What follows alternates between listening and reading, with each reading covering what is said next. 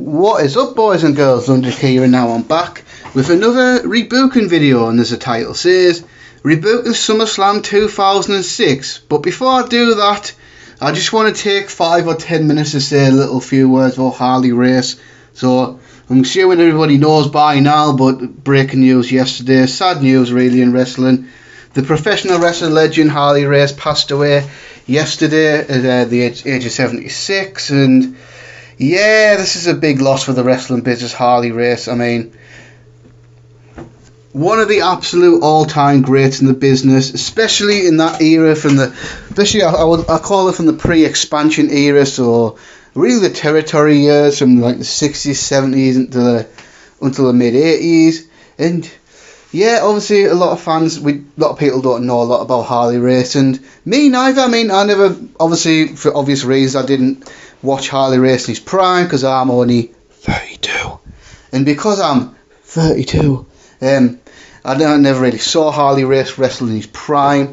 But obviously as I get older and all that, you learn a lot about the wrestling business, you study up all this shit, and you find out just what a true all-time great Harley Race was. I mean, one of the greatest NWA World Heavyweight Champions of all time, was a top star for years and years and years. This awesome style, maybe even a little bit ahead of his time in some regards. I mean, a lot of guys later on definitely patterned their careers after Harley Race for sure. I mean, most notably Triple H. I mean, you look at Triple H was more like a modern version of Harley Race. I mean, a lot of Harley Race's style, Triple H patterned his style after. So really, Harley Race started his career way back in the late 1950s as a teenager, and yeah, did the whole territory thing, wrestled throughout the territories and all that. Probably early in his career quite famous for being in a tag team with Larry the Axe Hennig in the AWA, and then we get all these years later in the 1970s, that's when Harley Race became a top guy, most notably in the Kansas City territory, the Missouri territory. In 1973, won the NWA World title for the first time, defeating Dory Funk. This was only a transitional reign, however, as Race would shortly drop the title to Jack Briscoe. And then obviously the next few years, working his craft, got even better. Then by 1977, he was a world champion again, this time beating Terry Funk. So an interesting piece of trivia there. Harley Race beat both Dory and Terry Funk for the world title. And then for the next 5 or 6 years, the NWA title pretty much revolved around Harley Race. He was a champion for most of that time. Give it a little droppings of the title here and there. I mean, notably, he dropped the title twice to Dusty Rhodes in that period. Dropped the title to Tommy Rich briefly. And I think he even lost the title to Giant Baba for a while. So back then, the NWA champion was the guy that travelled all around the territories and faced all the territories' top stars, usually in 1 hour draws. I mean, Ric Flair's probably the most famous example of that kind of world champion, but Harley Race did all that before Ric Flair did it, of course, and he was a great champion. And obviously because of the times, a lot of the Harley Race's great matches aren't really out there on tape, which is unfortunate. Me, I don't know how you guys feel, but I tend to find stuff pre-1984 very hard to find. Because obviously back then, it was a live event business for the most part. Television was mainly a vehicle to get people out of the live events, so the big matches weren't usually televised and you usually weren't captured on tape. So a lot of Harley Race's amazing NWA title matches were only seen by the people in the arena. I mean, and it would be a shame. I would like to say a little bit more. I think obviously Harley Race is probably best known for his role in the build-up for Starrcade 1983, Flair for the Gold, that famous NWA Championship Steel Cage match with Ric Flair. I mean, that still holds up to me. I mean, a lot of younger fans might not enjoy that match at all because it's very old school and very much a product of its time, and it's not really the same as what a classic match nowadays would be, but the build-up of that match was huge, and that's when Ric Flair beat Harley Race in the Steel Cage match to win his second NWA Heavyweight title. And really, that's the match that really made Ric Flair a superstar. I mean, he was the NWA champion in 81 to early 83, but by the time he won the belt back from Harley Race, that's when Ric Flair was elevated to a whole nother level. So all in all, that time, Harley Race is official 7-time world champion. Back when that actually meant something, because nowadays guys who 7, 8 time, 10, 12, 13, whatever the fuck, a lot of work. You get, obviously in the last like 20 years, the title change is becoming more and more frequent. So guys becoming 8, 9, 10 time world champions isn't that big of a deal. But it was a big deal back then, and there's even a Phantom NWA title reign. I believe this was in 1984. Harley in a tour of New Zealand. Harley Race beat Ric Flair for the World Heavyweight title without the permission of the NWA. Yes, that's it. That's it. NWO there, maybe. And then back on the end of the tour, Ric Flair won it back because it wasn't televised. This was pre-internet, so obviously something like this happened now, someone would have tweeted it out seconds after it happened, and everyone would have knew about it. But back then, you could kind of like pretend it never happened type of thing. So that's basically what the NWA did. It's not on the official title records, but so unofficially Harley Race is an 8-time world champion, but officially a 7-time champion, if that makes sense. Then obviously later in his career, then he comes to the WWF as King Harley Race. So in his 40s, after a long stellar career, he decided to go where the money was, and at the time the money was in the WWF, absolutely. So here you go, Harley Race, who was a classic NWA as he comes, serious wrestler, badass, all that, I mean. And then he comes to the WWF and gets the King cartoony gimmick, which, to be fair, he did a pretty decent job of it, even if it wasn't Harley Race in his prime anymore. He's had an alright run there. I mean, you got to look at it. This wasn't Harley Race in his prime coming in. I mean, Harley Race comes in 10 years earlier. He's probably the WWF champion, probably. But obviously this was 1986 when he came in. He took the King gimmick. I think he did alright with it, being managed by Bobby Heenan. I think most notably was on the WrestleMania 3 card against the Junkyard Dog. And I think a lot of people remember their big massive brawl he had of Hacksaw Jim Duggan at the 1987 Slammy Awards. He even had a pretty good match with Hulk Hogan, the Saturday Night's Main Event in 1988. And then I think by the time that injuries took a toll on him, Harley Race left the WWF shortly after the 1989 Royal Rumble. More or less retired after that. I think he did have a few matches after that. I think the last real notable match I can remember of Harley Race is 1990 Great American Bash with Tommy Rich. But then after that, transitioned to a manager. And I think this is where me as a wrestling fan got exposed to Harley Race as a kid, when he was a manager in WCW in the 1990s. Firstly, he managed Lex Luger when Lex Luger was a heel NWA champion, but he's most famous for being the manager of Vader, and I think Harley Race did an awesome job in that role, actually, to be honest. Probably quite an underrated manager, to be fair. I mean, Harley Race and Vader, a very good double act in my opinion. I really enjoyed it. Then really, I think he left in about 1995, and that was pretty much it for Race. I mean, he pretty much quietly retired after that. Didn't really see much of him anymore after that. He went to the WWE Hall of Fame in 2004. He'd pop up as a talking head for like WWE documentaries and things like that. Usually whenever WWF went to Kansas, he was usually in the crowd and stuff like that. Then obviously the last few years he's gotten older, so he's been out of the spotlight, and then sadly passed away yesterday. And yeah, I just wanted to talk about him because obviously, like I said before, I wasn't a wrestling fan back in Harley Race's prime because I wasn't alive in Harley Race's prime. But I have massive respect for the guy. I think if you study the history of pro wrestling, you'll know how good Harley Race is. You'll listen to all the awesome Harley Race stories, because he's got a big reputation as this legendary tough guy and all that, and all these awesome stories that you hear about him. And then you'll see how many people reached out on Twitter, people in the business, about how much they respect the guy and all that. So Harley Race pretty much universally respected. And yeah, I just want to pay tribute to Harley Race. Rest in peace. One of the absolute all-time greats in professional wrestling.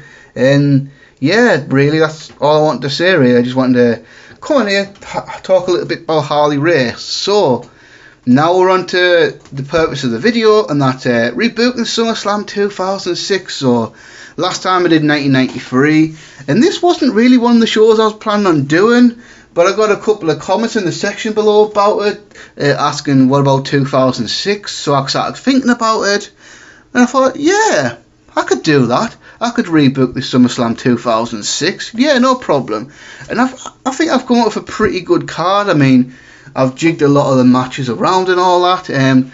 Because on paper this is really a stacked roster in terms of stars. So I feel like I've come up with a pretty good show. So let's see what the real card is.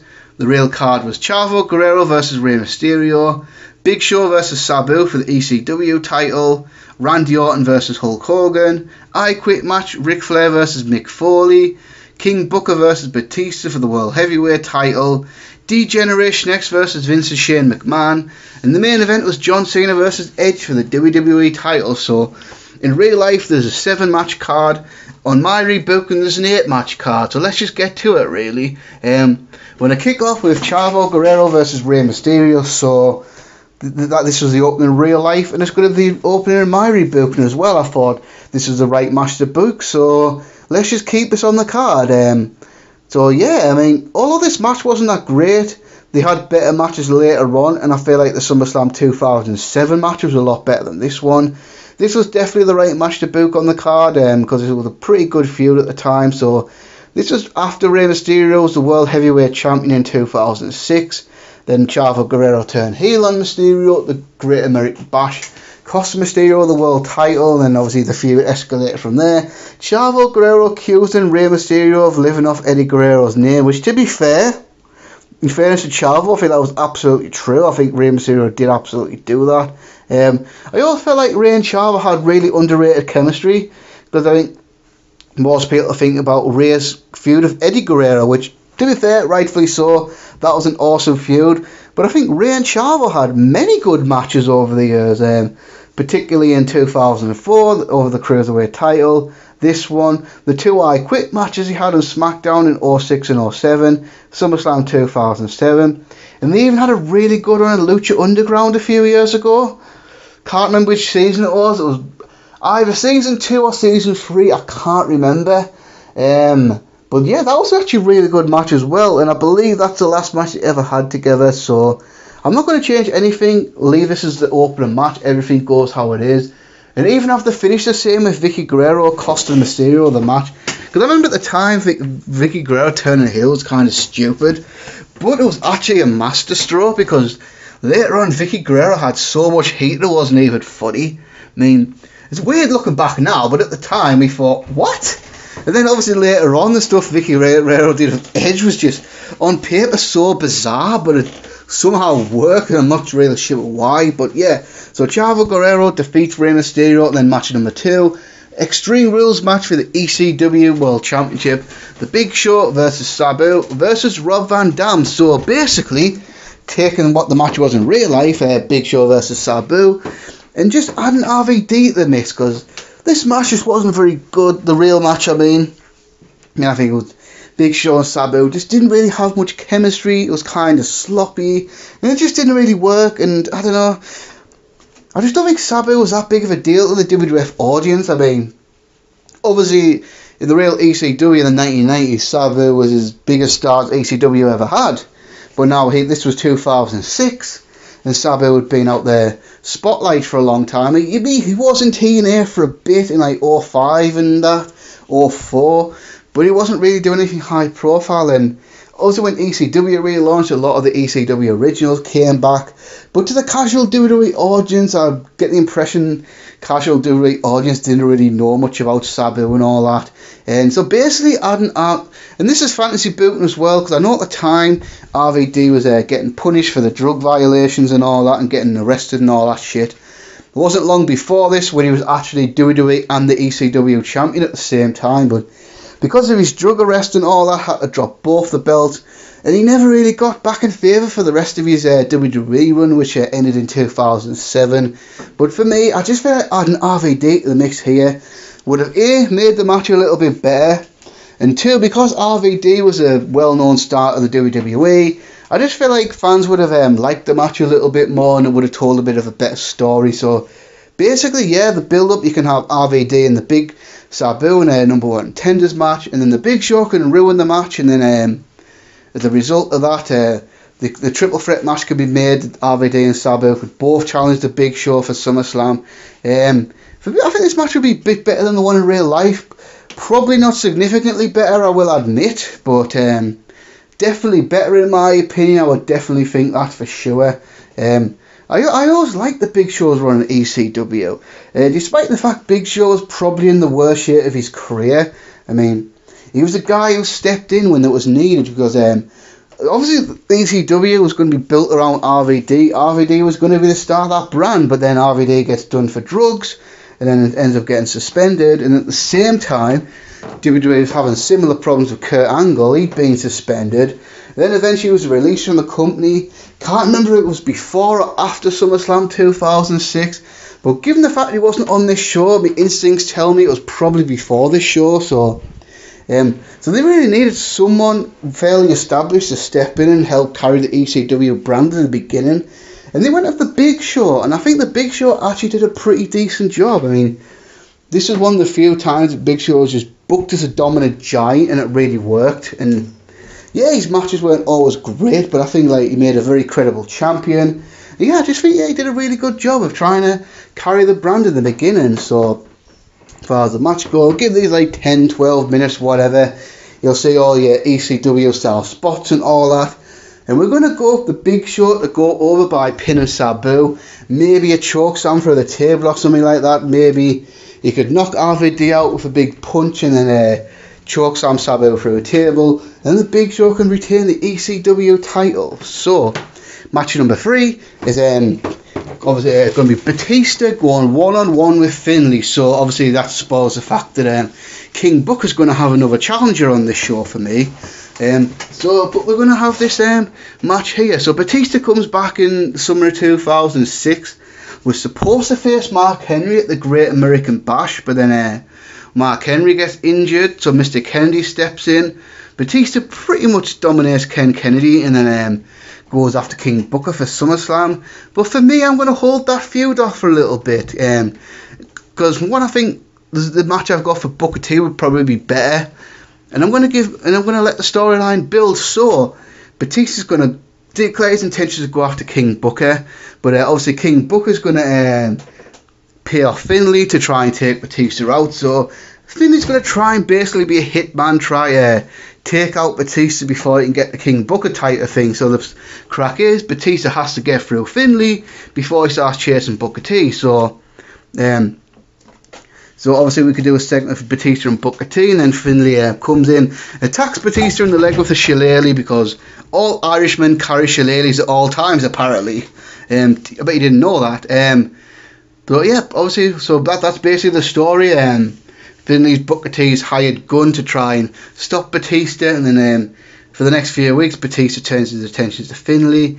Because I feel like Batista's in-ring work in 2006, obviously he had the big injury, and it didn't really start clicking for him in the ring till the Undertaker feud in 2007.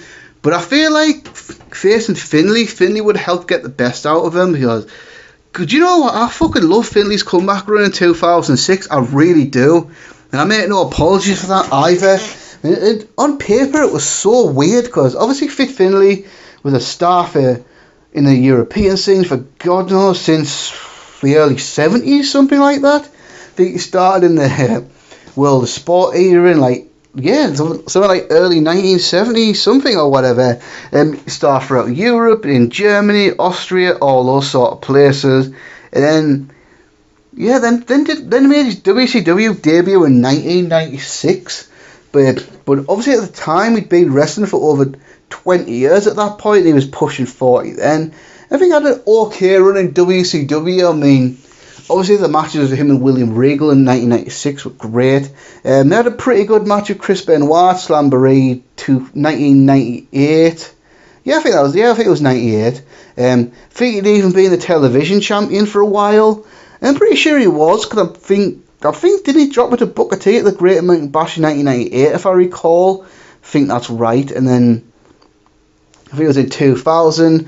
He had a big massive leg break, really. He absolutely fucked his leg up, and then retired from the ring to work as a road agent for WCW, and then came into the WWE after WCW was bought out and did a similar role there. As a matter of fact, Finlay was in charge of the women then, so for the last however many years, Finlay's been one of the main road agents trainers for the women's division. So a lot of the success of the women's division, Finlay deserves a lot of credit for that. And that's why that was his job in WWE, road agent, and trained the women for their matches. And then in 2006, at the age, I believe he was 48, decided to make a comeback to the ring on SmackDown. And on paper it sounds so weird, but I don't know, just something about it clicked for me. I feel like I love his style of wrestling as well, just this rugged brawler type guy, like European style, a lot like William Regal. His gimmick was he's Finlay and he loves to fight. I mean, legitimate tough guy, so I feel like it would really work.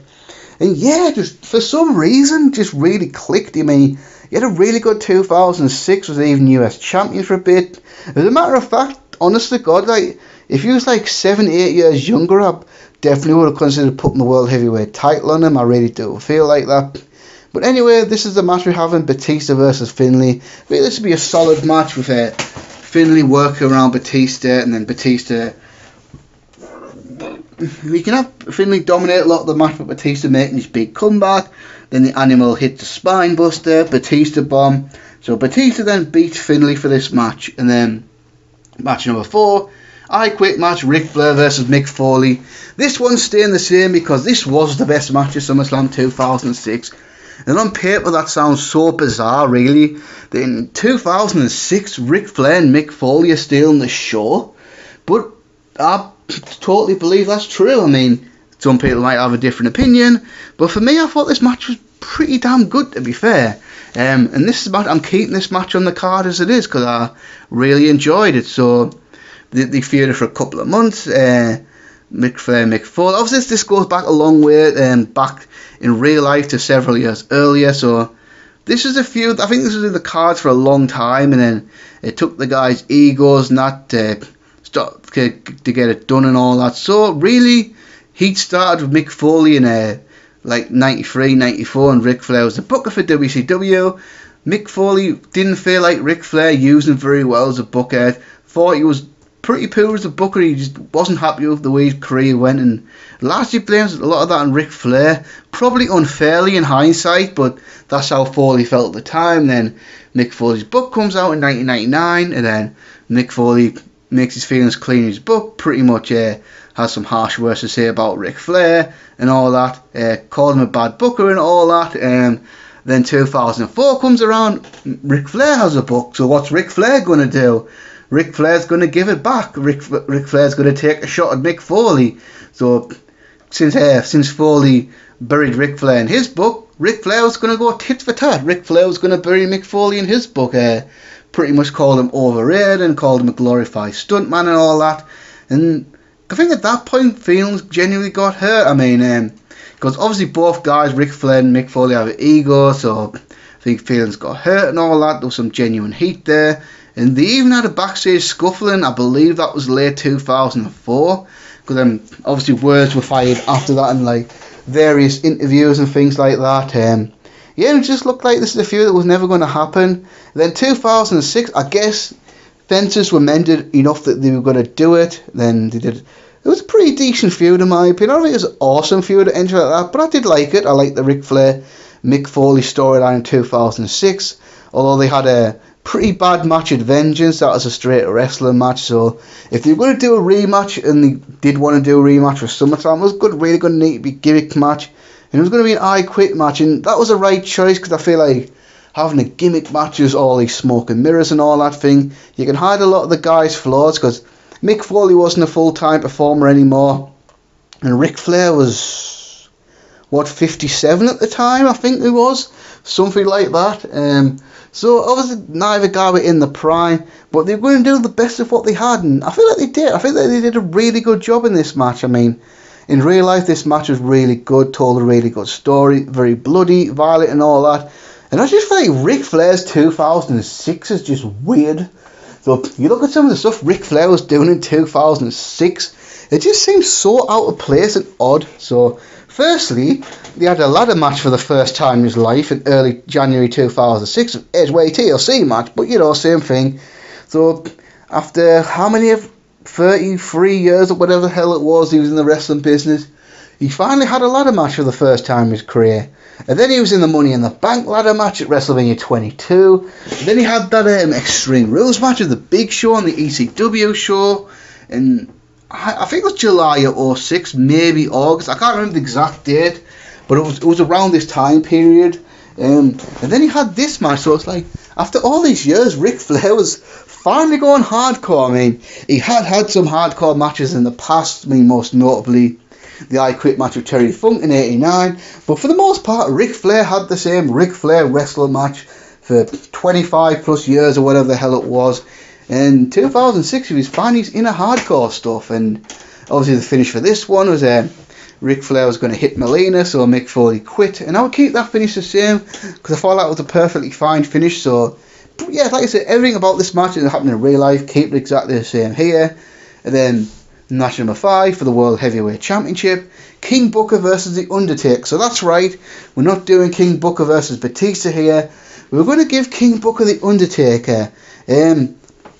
What's funny about this, on the real show, because at the time Undertaker was feuding with the Great Khali, and Undertaker and Khali were going to have a last man standing match in the show, but for whatever reason that match was bumped to the pre-SummerSlam SmackDown, and Undertaker wasn't on this card, which is kind of a shame. So I'm not entirely certain about the reasons why Undertaker Khali was dropped from SummerSlam and put on SmackDown. I have heard speculations because WWE weren't impressed with Khali and didn't want to expose him on a live pay-per-view, so they felt putting him on a taped SmackDown show, if the match was horrible, they could edit it. I don't know, that could be true, that might not be true, that might just be rumour and innuendo, who knows. But the facts are, Undertaker was not on this SummerSlam, but he's on my SummerSlam because he's facing Booker T for the World Heavyweight title. So Booker T wins the World Heavyweight title at Great American Bash as King Booker. And do you know what? I thought King Booker was great. I mean, a lot of people don't like the King Booker gimmick, but I really enjoyed it. So it was basically the classic, when the heel wins the King of the Ring, then he becomes delusional about it, and literally thinks he's a king, has the crown, the robe, the scepter, everything. He even had his wife Sharmell as Queen Sharmell, which, to be fair, I feel like this King Booker gimmick wouldn't have worked half as well if it wasn't for Sharmell. I mean, I think she really was vital to the overall package. I mean, Booker T and Sharmell, obviously real life husband and wife. Sharmell had been in the wrestling business, she was in WCW as Paisley back in the day.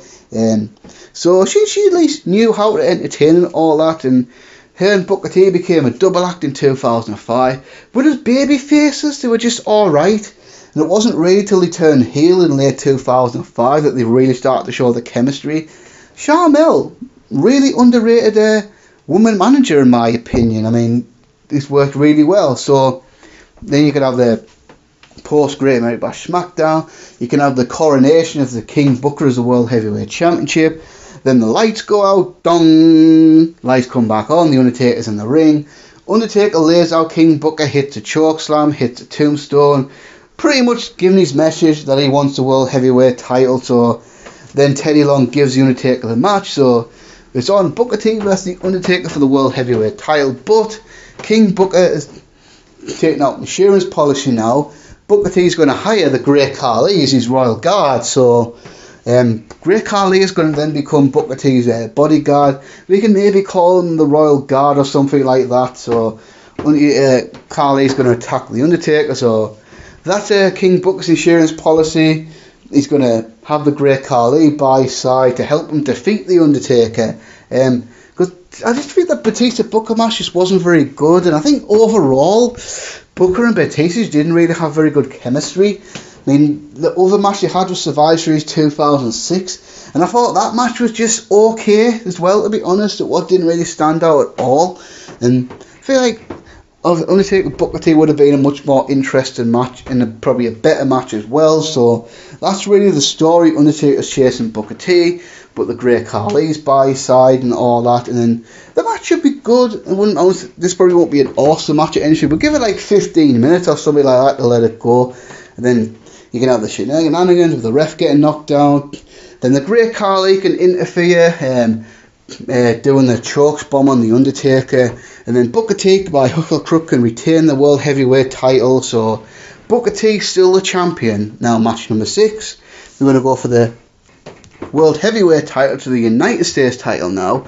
And that's US Champion Ken Kennedy versus Bobby Lashley. So, because I had to look this up, because obviously it was 13 years ago, so I can't remember everything.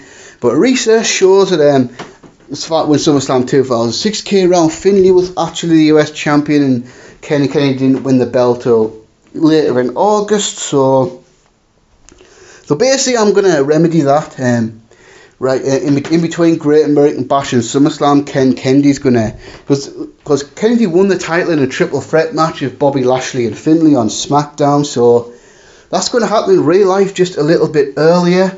And then because Finlay's preoccupied with Batista, Bobby Lashley's going to be the one chasing Kennedy for the title here. So I feel like this, because Kennedy wasn't really, neither guy was on this show in real life, so I couldn't really think of anything else better for them to do. So I thought, alright, put them together, that would work. These were two of the guys that I think a lot of people were looking to as the future of the WWE at the time. I mean, you had your big OVW class in 2002 with Lesnar, Cena, Orton, Batista.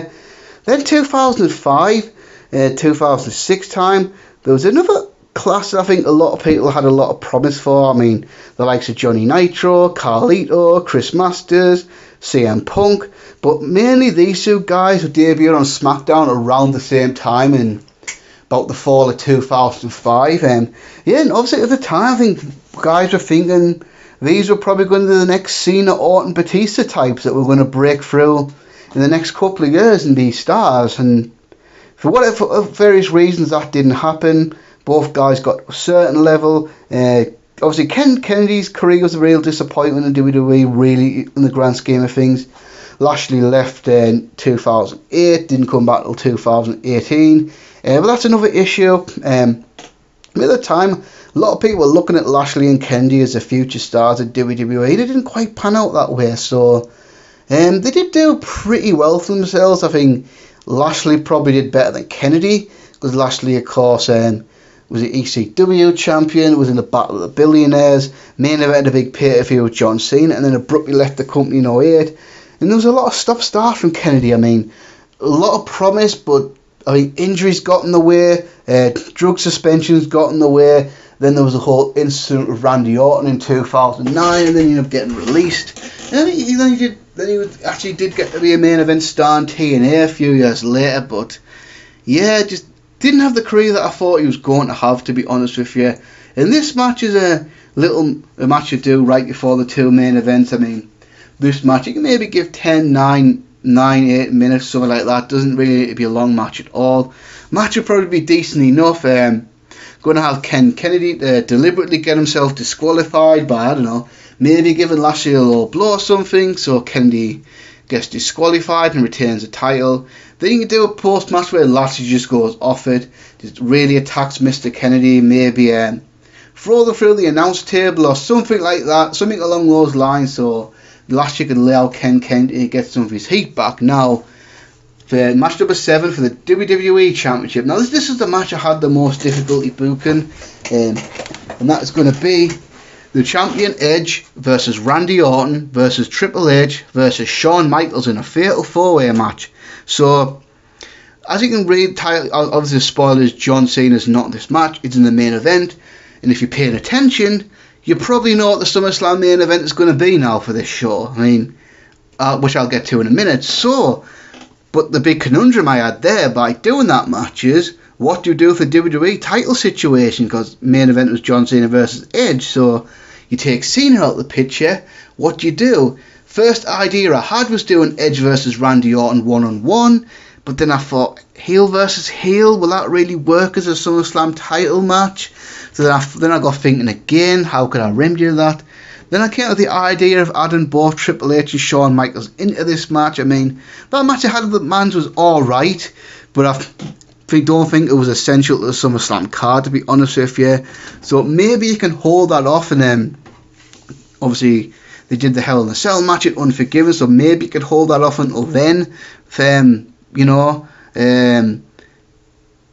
basically, the storyline is Edge and Randy Orton's getting into a little thing. Randy Orton's now on Raw and he wants a WWE Championship. Then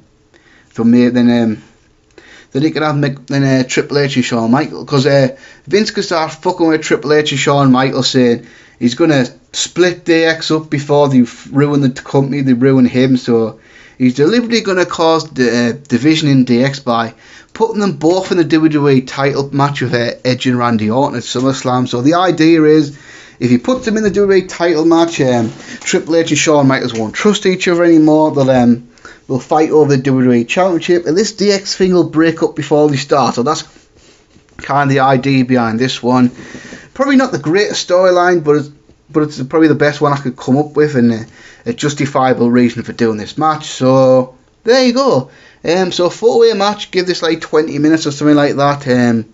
Just let them go. I obviously build up a tension with Triple H and Shawn Michaels working together at first, and then maybe you could do something like he did at Survivor Series 2009, where Shawn Michaels super kicks Triple H and then tries to win the title. Then Triple H comes back and then pedigree Shawn Michaels and tries to win the title. Then you go through all these near falls. Then you can have Vince and Shane bring some guys out.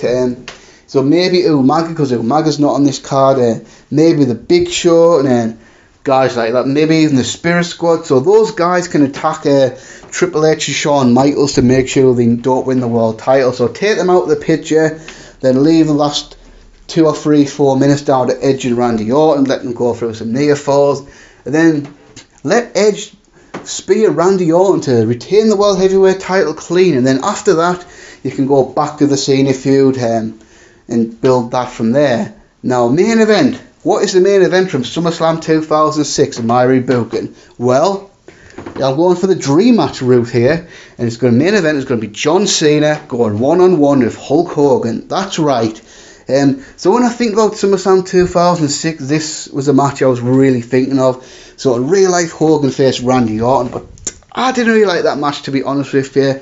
And I felt like Hogan went over, really hurt Randy Orton, and the feud was just meh, to be honest with you. So then I'm thinking about history, thinking about Cena versus Hulk Hogan, and this is really the only time WWE could have done it, to be honest with you, if you think about it. So Hogan comes back in 2005, of course, but at that time John Cena has just started his main event career.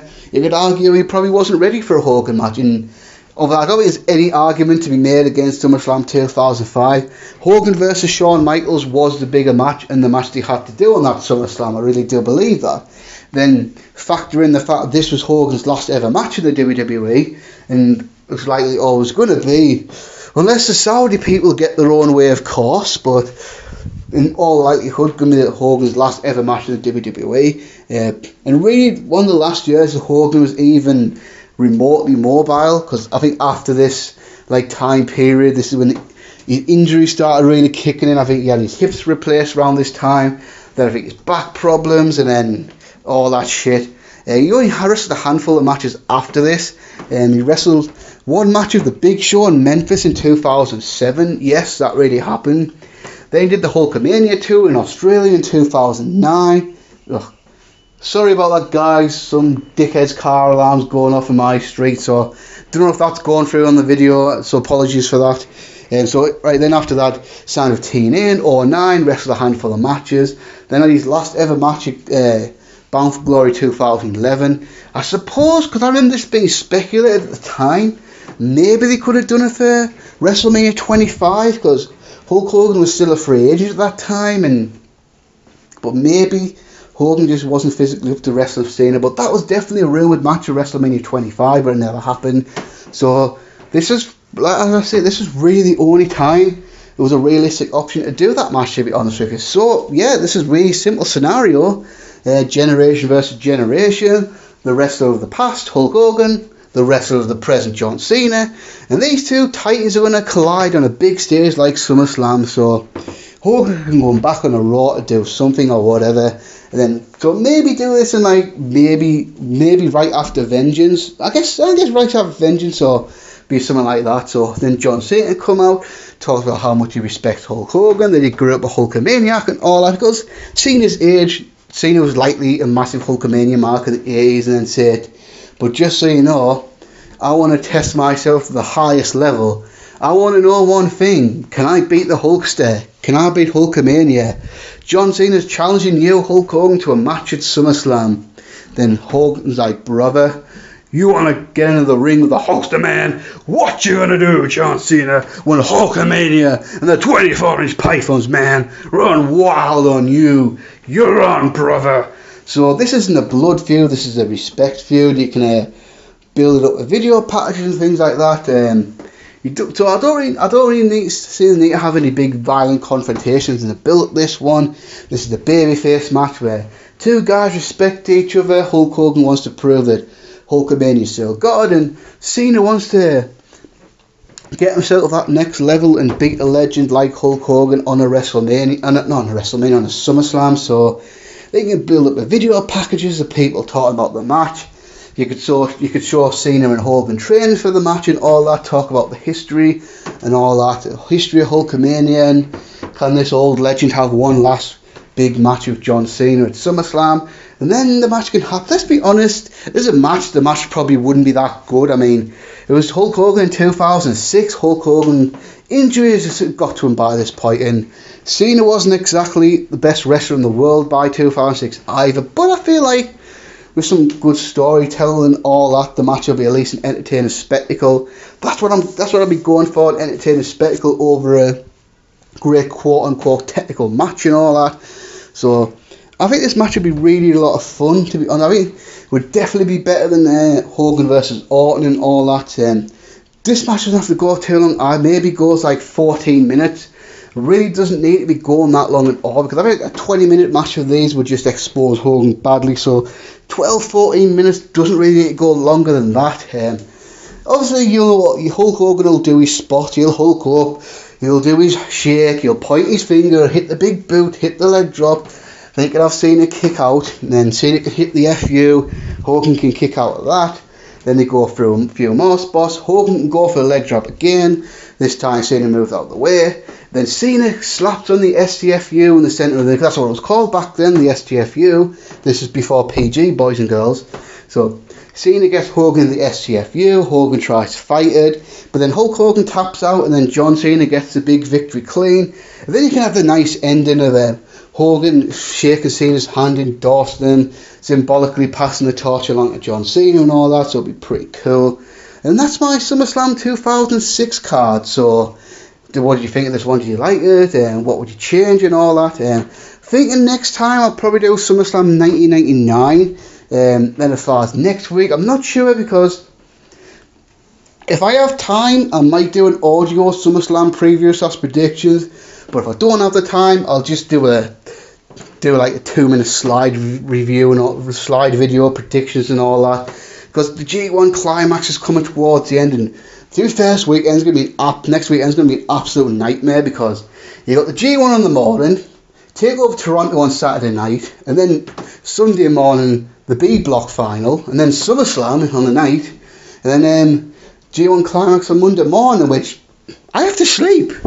So likely reviews might be getting delayed during that time, because I've got to go to work and I've got to sleep. I mean, it'd be lovely if I could just sit at home and watch wrestling all day, but unfortunately I can't do that. So, but I'll be reviewing all those shows. They will get done. They might not be done on time, but they will be done. So thanks for watching, guys. Until next time, peace.